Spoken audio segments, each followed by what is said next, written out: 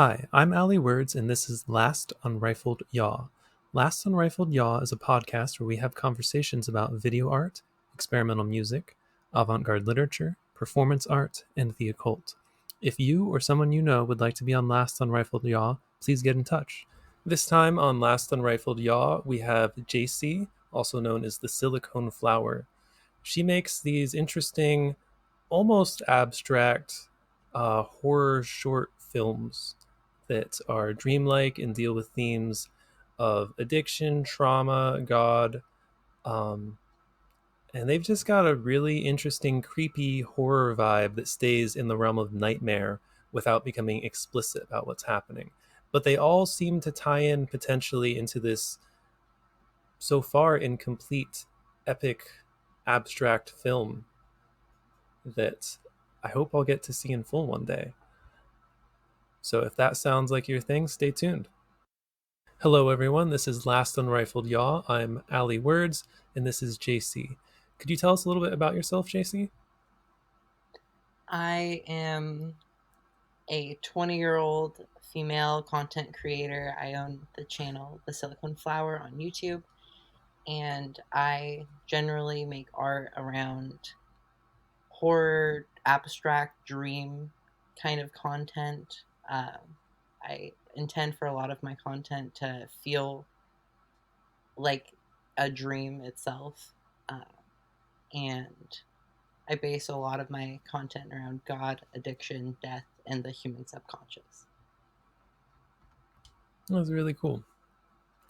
Um, what made you want to do that? I started about 2 years ago, and honestly, I just would get ideas or images like reoccurring in my head, and I tried filming a few of them and editing them together, and I really just liked how the whole process felt in creating and other people consuming it and seeing what they felt from whatever I uh, could create. Yeah, I can see that. How do you design your work process? And maybe let's pick a specific. Do you have a specific video that you'd like to talk about? Um, I guess I can talk about my longest video. It's called The Sweetest Flower.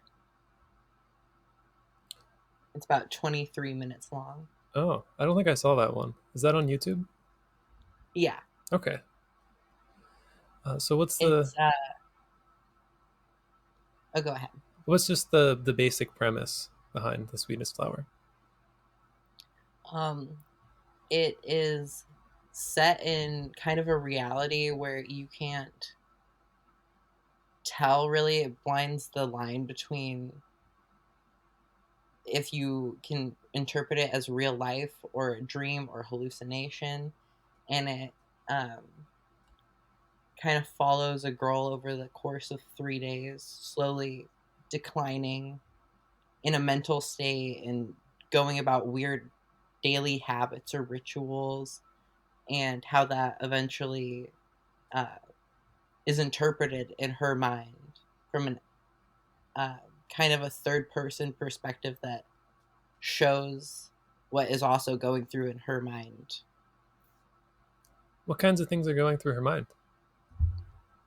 There are lots of themes of addiction, religiousness, fear of death, trauma, and she is overwhelmed by it, but still tries to maintain an order, like kind of a structured day. But it starts to fall apart, and it yeah. I see. How does she? How do you depict this? So, like in the videos I've seen, they're mostly on the shorter side, like maybe 3 to 5 minutes. They seem a lot more abstract, like more like this is a segment of a dream. Does this one, the Yeah, sweetest flower, have? Um, I'm guessing it doesn't have any dialogue. there's a voiceover the video, and the dialogue is in the description. It's kind of like a internal monologue during the whole thing. It's a lot slower paced, and there are dream sequences at night. It's a black and white video, and the dream sequences themselves are in red and black, and it begins to blend together at the end. It's definitely more long form of a video. There's lots more drawn out, more realistic interpretations. I'll definitely have to watch this one. Um, so, is there like an arc to it, a progression of some I sort? I'd I'd say that there definitely is a vague story arc going along in some of my more recent video. I'd say it kind of started with that video, and there is a vague story arc going on, but I also want to leave that up for interpretation, where the same actor is used in all the videos, so you could interpret that that is a ongoing event, I guess. Okay, yeah, that's interesting. So it's not you don't necessarily have to interpret it as the same character in your videos, but you view them together as a whole. I definitely do, and I'd like to keep growing upon that. But I think I think all stories kind of get to a point where it's like you can only carry them out so much, and even if you still use the same actor, it can be a different piece, and that's kind of what I don't want to get stuck in like one kind of story. So even though you could put them together, I try to make them their own individual pieces that you don't have to consume anything else beforehand to understand. That definitely makes sense. Could you describe one of the dream sequences? Um, the first dream sequence in the Sweetest Flower video is it's in it starts off running barefoot through rocks and while being chased by kind of like a blurry blackened figure, and there are cut in scenes of uh, faces staring at the camera, scenes of drowning, and a, a watery kind of base being slowly becoming like black from the middle, reaching to the sides. And that all kind of throughout the all the dream sequences, there's three altogether, they slowly become more intense and more distorted. That's a big theme in a lot of my content. I feel like is it has a it gradually builds up, or it becomes more distorted near the end of a video, or it has a high climax. And sometimes in my video like Midnight Melancholy, it has almost like two or potentially like three climaxes depending how you interpret it. But I definitely try to have those aspects in my videos. Yeah, I really like that. A lot of the time when I watch video art or listen to strange music, I'm doing buto at the same time, like weird, not exactly interpretive, but like intense dance. And it definitely, some of the edgier kinds of buto definitely fit the vibes of your videos, so they're good for that. Now you Thank you. mentioned water before. Is there I didn't mean to cut you off. No, you were. Does the water do you make use of I was trying to look for an adjective, but in what ways do you use symbolism in your works? Um, I I'd say I use a lot of kind of fear like symbolism, like drowning, um, It seemed like addiction. the water was especially important in the way you were describing it. Does the water itself convey something for you? The wa- I definitely do have a theme of water in uh, like probably two or three of my videos that kind of connect with a feeling of kind of being like unknown or lost or like not in control.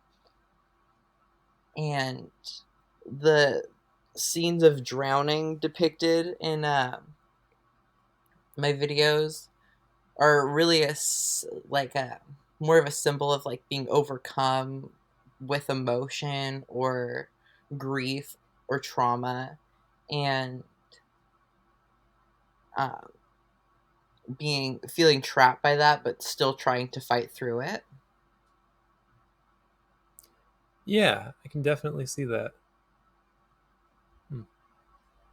So when you're planning out something as abstract as your videos, your dream sequences, if you do plan them, how do you approach all the steps of putting together a video dream sequence? I over like a month usually I try to film things that I have a whole like notes app that I'm continuously adding to on my phone with ideas I get after I wake up, images I think of during the day, and I will progressively film them and put together what I feel like fits. A lot of my filming is I try to make sure everything's like caught on camera. Like I don't do much editing besides cropping and some light adjustment, and of course like cutting clips. But I try to make sure my content is as realistic as possible. If there's like a distortion or anything, it's a distortion on the camera. It's a light distortion. It's a movement distortion.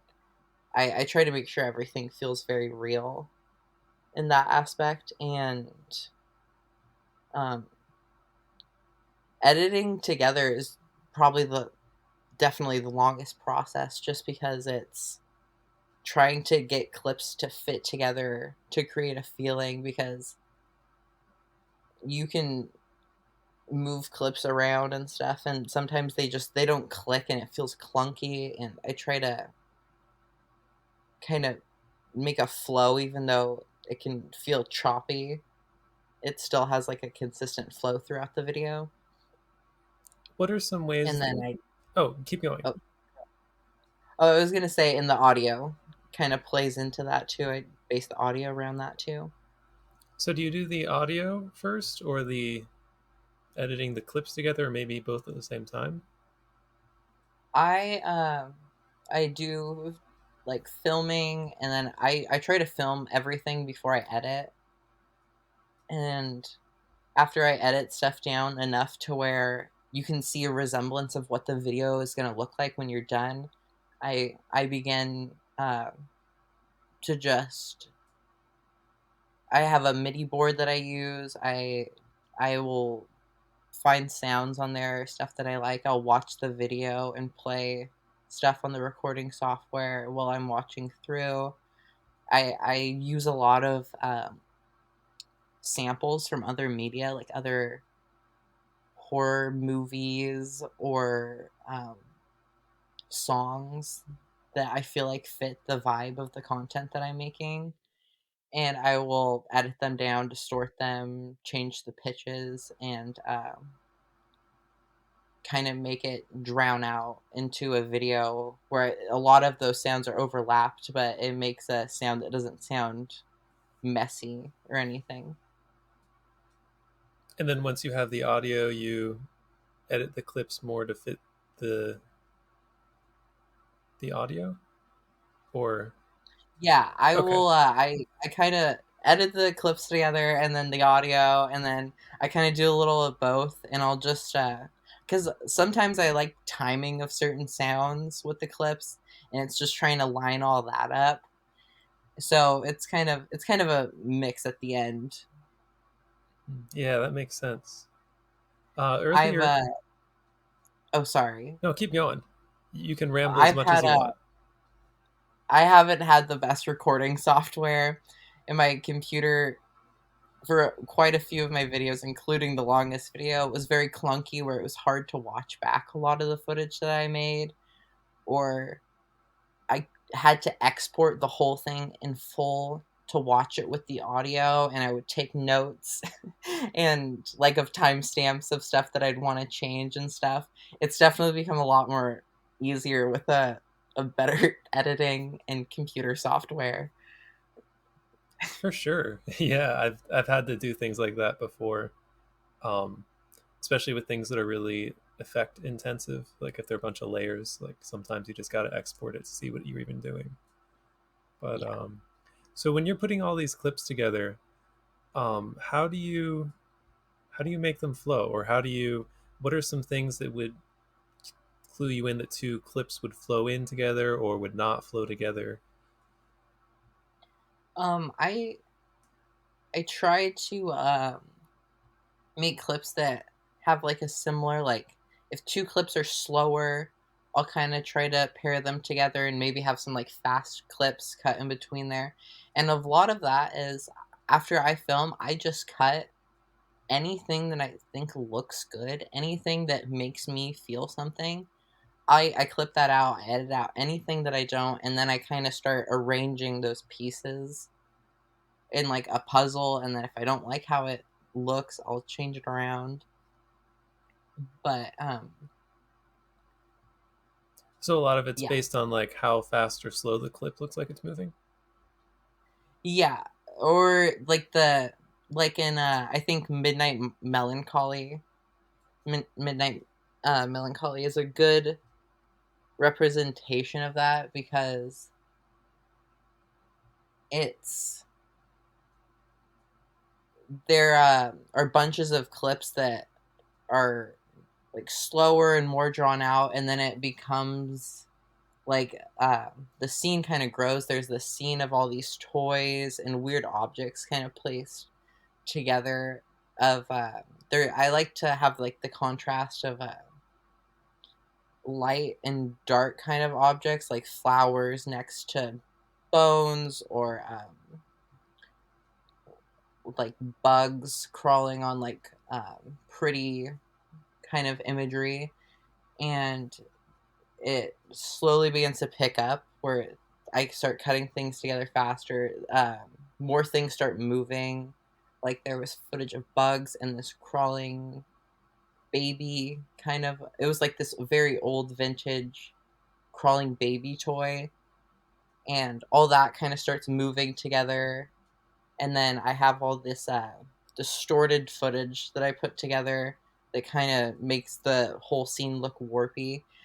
I try to make sure the flow of the edits just feel kind of like what the image that I had in my head of just how the scenes come together. And there's a lot of like repetitive scenes. I don't do a lot of drawn out content where it's a lot of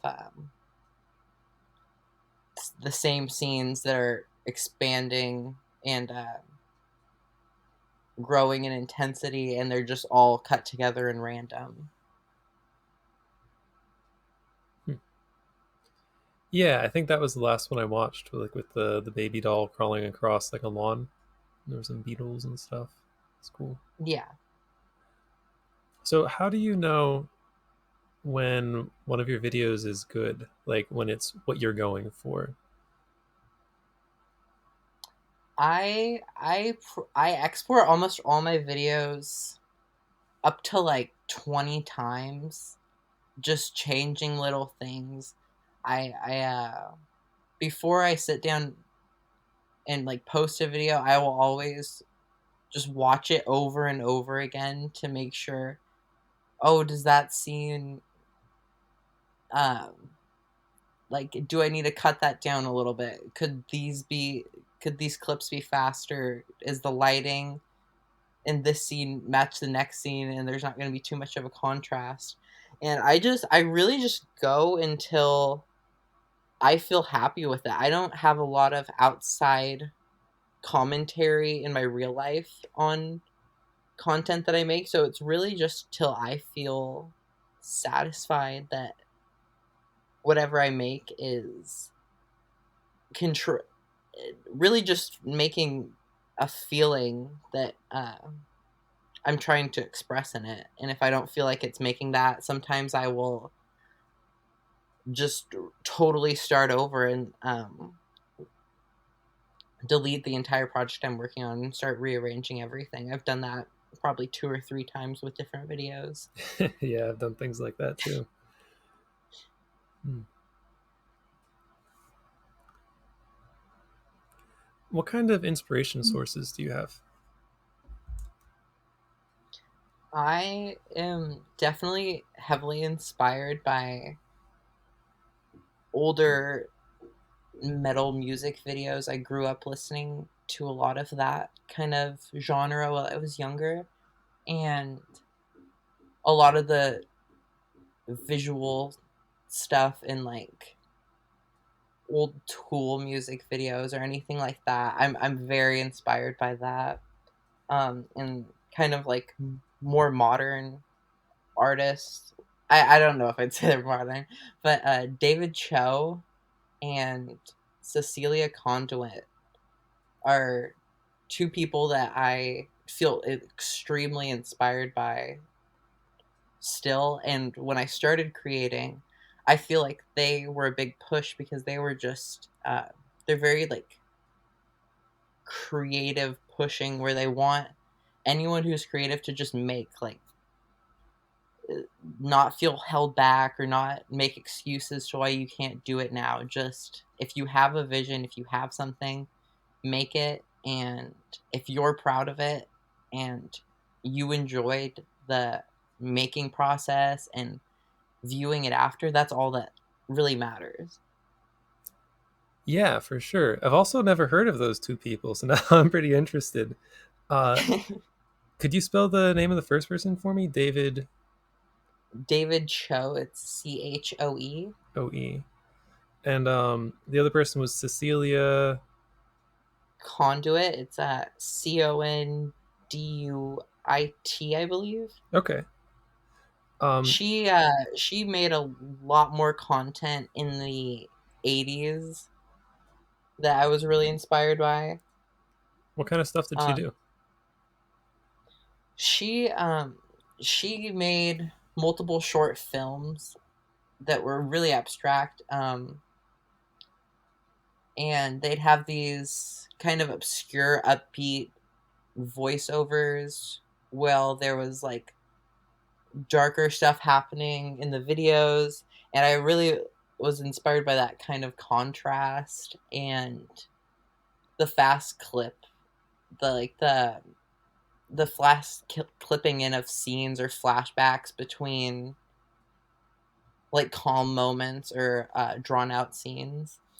Her most popular piece is possibly in Michigan, that uh, was kind of a more underground film until a few years ago, and it blew up and people started making more videos about it. And there's definitely a lot of aspects of that in my kind of character development, because a lot of her videos have strictly like female cast, and she always tried to make she was a very feminist heavy uh, kind of political motivated in her videos. She would have a lot of stories of her friends, like experiences and trauma that she would show in her videos or like recreate in kind of a abstract comical way. Yeah, that sounds really cool. That was in Michigan. Possibly in Michigan. Oh, the title is possibly in Michigan. Yeah. Okay, yeah, I'll definitely put a link in there for anyone who is listening. Could you tell us a little bit more about Possibly in Michigan? Yeah, possibly in Michigan. It was made in I think it was the mid 80s, and it's kind of it follows these two women um, being followed and stalked by this male presence, and he is described as a cannibal in the voiceover, and I always thought it was really interesting because he has this kind of rubber dental mask on, and he's always depicted with his mouth like gaping open, just kind of following in the background, and it cuts in a lot of clips of the female actresses running away, dancing, looking like they're being forced to dance with these men in different animal masks, and they they have this footage that I think about a lot while I'm editing, and it's this scene of a girl laying on a bed with all these flowers in her hair, and then it keeps flashing between that and it looks like a corpse set up in the same position that she's laying, and it keeps cutting between that and fading image between the two, almost like the it's inevitable. Her death is coming, and she's just accepted it, and that's how became to see herself. And there's a twist at the end where they cannibalize the cannibal, and it's just a very odd film, but it really sticks with me and sticks with a lot of people after they watch it. Yeah, and I can definitely see echoes of that in your description of what was the name of the first film that we talked about? The Sweetest Flower? Yeah, Yeah, with the like the following motif. yeah, Cool. And then the other person you mentioned was David Cho. yeah. He is a he primarily does like graffiti uh, art, and he's done some video art in the past. He goes on a lot of podcasts, and I just love his way of going about art, his kind of nonchalantness with creating art, and not being afraid to be like extremely different or extremely stand out or posting weird stuff on the internet or anything. He's definitely more of a philosopher. I guess you'd say like philosopher kind of motivation for me more than visual. That makes sense. Yeah. What does his work look like? He uh he does a lot of abstract kind of just like cut together stuff. He does a lot of drawings of his signature is called Munko. It's this whale, and he used to spray paint it in California and other places quite often. And um, he he does a lot of like character drawings with water and ink, and they kind of like bleed together. He His kind of art that inspires me the most in my drawing or like physical um, artistic expression is he'll use like watercolors and stuff and make these blobs, and then color in around it and make that blob or a kind of splash or whatever into like a scene. Hmm. Yeah, I think I'd have to see that. Sounds really cool. Mhm. Now you mentioned a lot of maybe older horror movies. Could you maybe share a few that are unique or that you like for whatever reason? um I think scenes from like the climactic kind of cut in scenes from stuff like The Shining, Carrie, Donnie Darko, um, those scenes of like horror or expressive horror or like open mouths and uh people looking shocked or scenes of like just moments in time, like they show this scene in a Carrie, I believe, where she's looking at her hands and it cuts in all these other scenes behind it, and it kind of just shows like she's thinking about all these other things while she's in that scene. And I always like that kind of emotion I mean, portrayed. Yeah, it almost sounds like you're drowning in emotion thing that we were talking about before, like being Yeah. totally overwhelmed or consumed by whatever it is. Mhm. Um, I I try to leave a lot of uh like traces in real life of my videos. I've been consistently doing that lately where I'll leave DVDs or QR codes, stuff like that that links back to videos that I've made. And I feel like a lot of that kind of I kind of got inspired to do that by David Cho, and he does that with his graffiti art where it's like it's his art, but you can physically experience it or physically experience like for the DVD especially that's like a very physical and like surreal experience of getting like finding this weird DVD with a flower taped on the inside and playing it and stuff and just being confused on what or who left it. I think I want to try to focus on doing more stuff like that in the future, where it also has this physical aspect as well. I love that. It'd be amazing to find just one of your DVDs somewhere with like a flower inside and crazy stuff on the disc. I used to do things like that too, but I moved away from it because what I used to do is do automatic drawings, and I'd roll them up and put them in a bottle, and then like hide the bottles in places. And it was interesting to like externalize a part of yourself, some sort of emotional or intellectual experience, and then just like leave it for others to find. But depending on how you execute it, it felt like a dead end to me at the time. I love the idea of it as a performance, but then it's gone. It's like self-destructive unless you design it in a way that is more permanent or causes engagement. I don't know. What do you think about that? Would you call that guerrilla art to not like limit it to graffiti?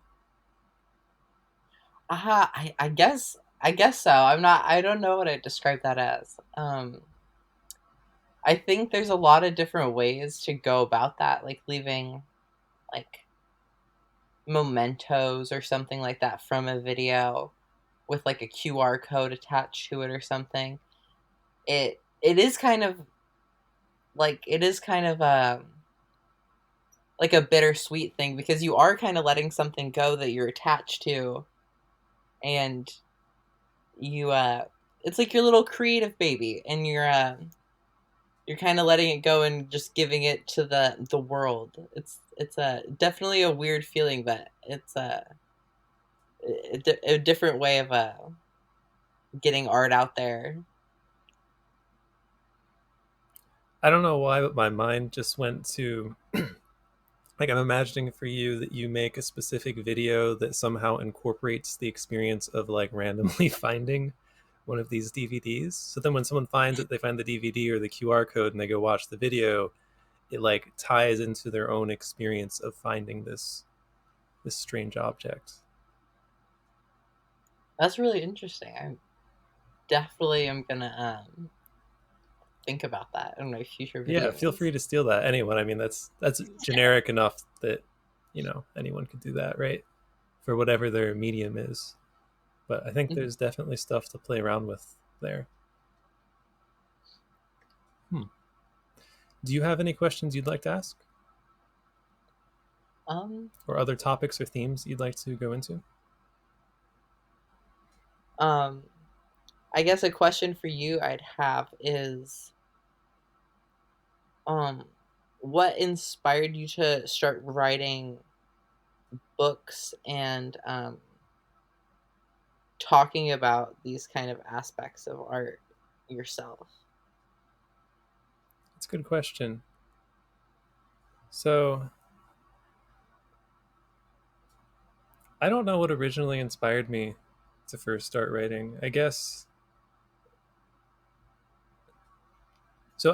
I wrote a very large amount of just stuff before I ever published anything, and a lot of it was either um, things to express intense emotion, sort of like some of the themes that your videos deal with, except more personal to my own life, or just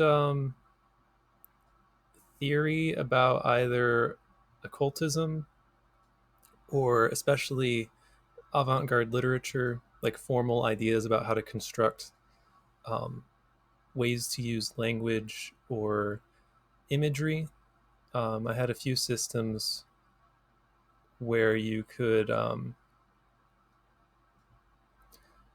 use tarot cards to sort of symbolically generate um, a painting, or I guess any other image. Like you could draw a tarot card and say this card represents the background of the image. You draw another card, this represents the foreground. Draw another card, this represents the primary subject or figure in there.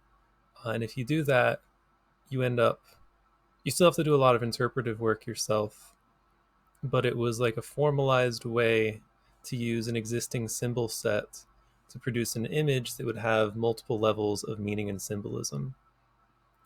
And I was really initially inspired by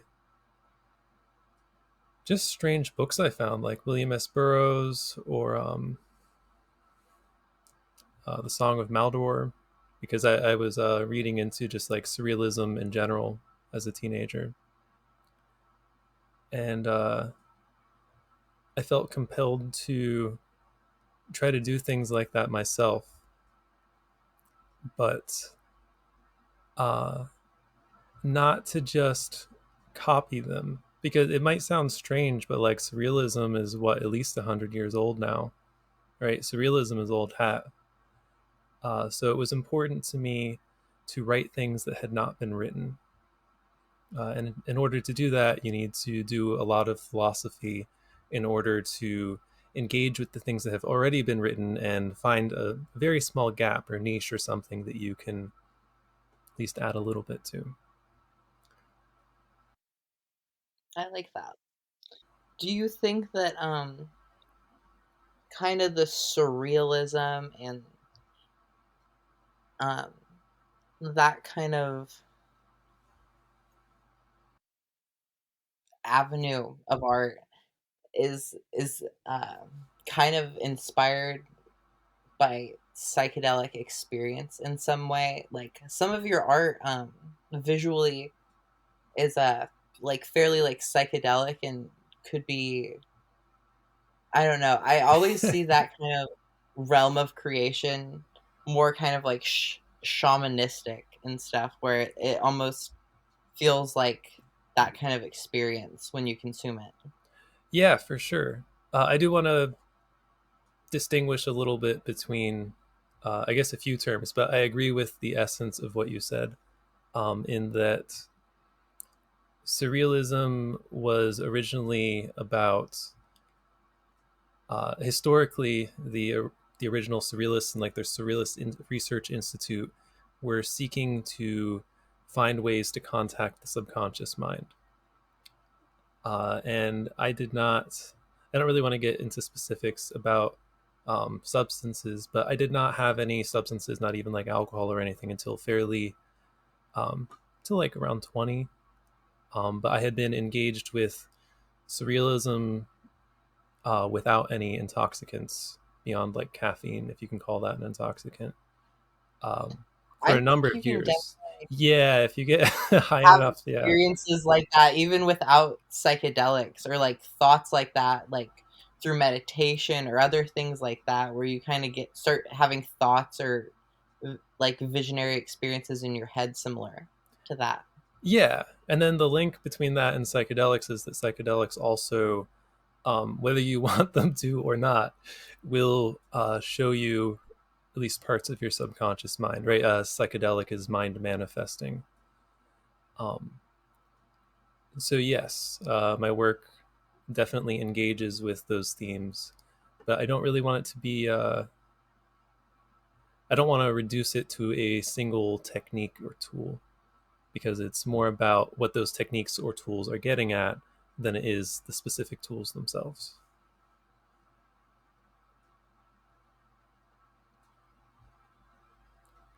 And regarding shamanism, that's definitely on point, but I don't.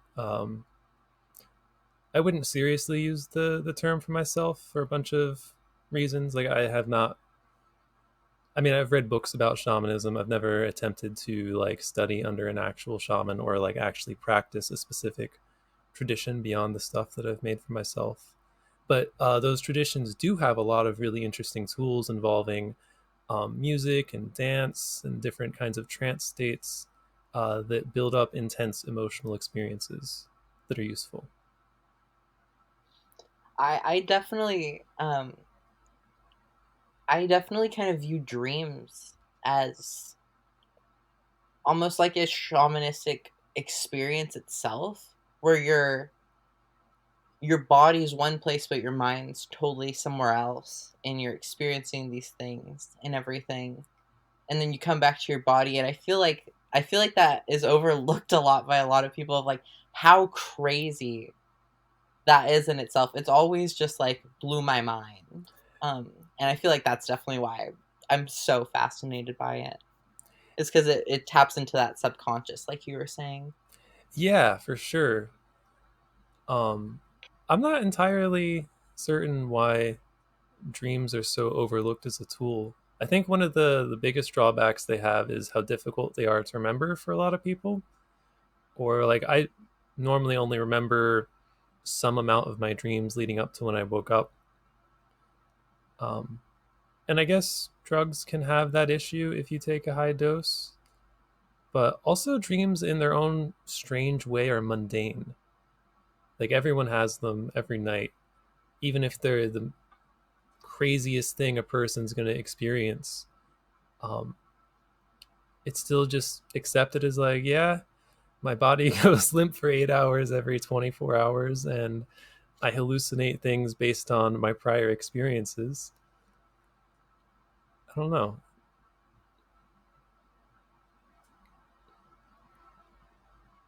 Do you use specific dreams that you've had in your work? Yeah, I will either pull some stuff I get is just ideas, but I definitely pull the majority of the stuff I get from things I remember in dreams. Like you said, it's so difficult to remember dreams, and that's why I always try to keep notes and everything. Um, but I like the faces with a long neck in a couple of my videos, and like people being in like your kind of like visual space where they're blurry, or running through a forest. That's depicted a lot more in my next video coming up, but those are all like very specific dream or nightmare sequences that I've had. And it's never exactly the same in your head as when you recreate it, but even if it's just like the feeling attached with it, and it uh kind of reminds me of it, it it uh it definitely is inspired by the dreams or Yes. just thoughts that I have while spacing out or meditating. I feel like that's when a lot of ideas come more than just like trying to think about an idea or anything. They always come to you when you're like trying not, like you're not even thinking about anything. You're not trying to think about anything. Yeah, that lack of conscious desire can be really helpful. I have to ask, have you seen the film Begotten? I do not think I have. I think that I'm not sure if like is the correct word. Some people find it very unpleasant, but it's got a lot of I don't think it has that many quick cuts, but it's very stark black and white, so much so that sometimes it's hard to see what's happening. And it's got a symbolic narrative, people being dragged or chased through the woods with like strange animal masks. If I remember correctly, it's a metaphor for some like ancient Egyptian mythology stuff. It's pretty gory, and there is sexual content in it. Like you see Mother Earth and her pubic hair looks like earthy with like maybe it was moss or something. So like don't watch it without knowing what you're going into. But if you are expecting like an intense black and white abstract horror film, it's definitely worth watching. And I'll put a link to that in the description.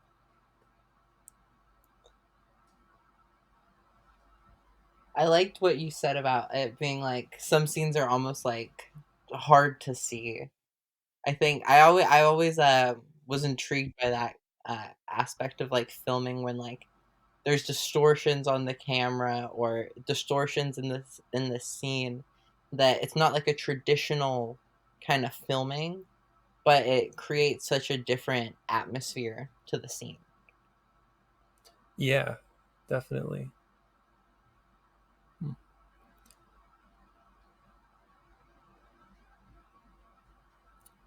Is your next project something that you would like to talk about? And if you don't want to, that's perfectly okay.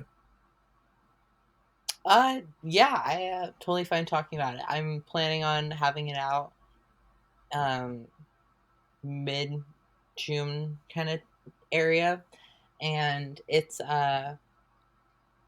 called Mirage, and it heavily links into the video I posted right before it, called A17. Um, in that video, the character is um, chained down to this bed, and they have a tattoo on their arm that it says A17, and they're unsure of how they kind of got in there, and they're coming in and out of consciousness. Well, this person is performing a procedure on them and inspecting different aspects of their like face and their uh, hands and everything. And the video after that, Mirage, is going to be kind of like an escape from that, running away from that uh, that scene after getting away. Again, this kind of ties into like a loose kind of storyline, um, and being confused and having these marks and having like had an IV in and these tattoo that she doesn't know where it came from, and just being lost in the forest while being chased and trying to remember some of the scenes, but everything's very hazy, and then eventually being dragged and caught by whatever was chasing her. It's very ambiguous in the video. Cool. I'm definitely looking forward to seeing that. And now that I know that your work is so connected, it kind of makes me wonder, like years from now, like seeing it all compiled as like hour or hours long abstract film epic. Yeah. I definitely wish I could make more videos. It's a very lengthy process trying to film stuff like that. Usually it takes me, on average, I've been posting videos every 3 months, and it's been still something that I've juggled like through school and work and everything. And I'm still really happy I've kept up with it, because there, you definitely, when you're like so busy and everything, you get that kind of motivation kill where you're like, well, I'd have more time if I didn't do this and stuff. But I think the payoff is definitely worth it, and I think just working towards making a compilation of work in the future that you can look back on is why I view it's worth it personally.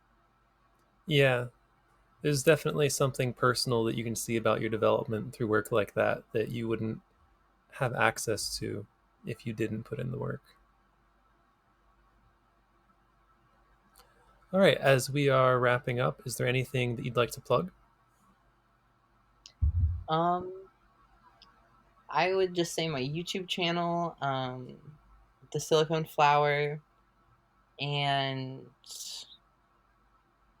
my I have a Redbubble where I sell different designs like that. Just the same name, Silicone Flower.